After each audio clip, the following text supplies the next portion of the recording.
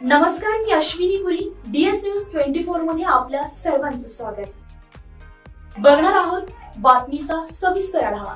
आमच्या DS news 24 चॅनलला like करा, शेअर करा, सबस्क्राइब करा आणि बेल आयकॉन प्रेस करायला विसरू नका. संगमनेर विधानसभा निवडणुकीमध्ये महायुतीला भरभरून आशीर्वाद दिल्याबद्दल सर्व मतदारांची कृतज्ञता व्यक्त करण्यासाठी महायुतीच्या वतीनं भव्य महामेळाव्याचं आयोजन आमदार अमोल खताळ यांच्या नेतृत्वाखालील संगमनेर शहरातील जाणता राजा मैदानावर रविवार दिनांक 24 ऑगस्ट रोजी दुपारी 4 वाजता करण्यात आलाय.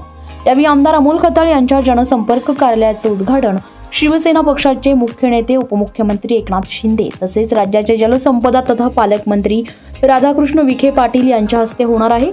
त्यानंतर महामेळाव्याला उपमुख्यमंत्री एकनाथ शिंदे संबोधित करणार आहेत.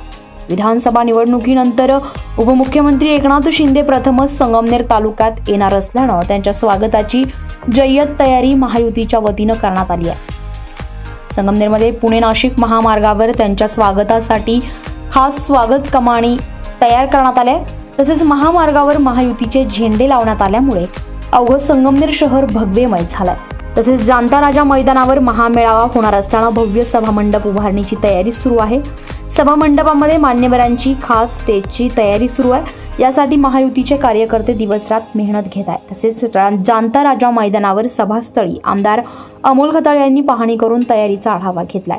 सर्व तालुक्यातील येणारी वाहन लक्षात घेता ठिकठिकाणी वाहनतळांचं नियोजन करण्यात आलंय. मात्र उपमुख्यमंत्री एकनाथ शिंदे संगमनेरमध्ये येणार असल्यानं या महामेळाव्याकडे सर्वांचंच लक्ष लागलंय.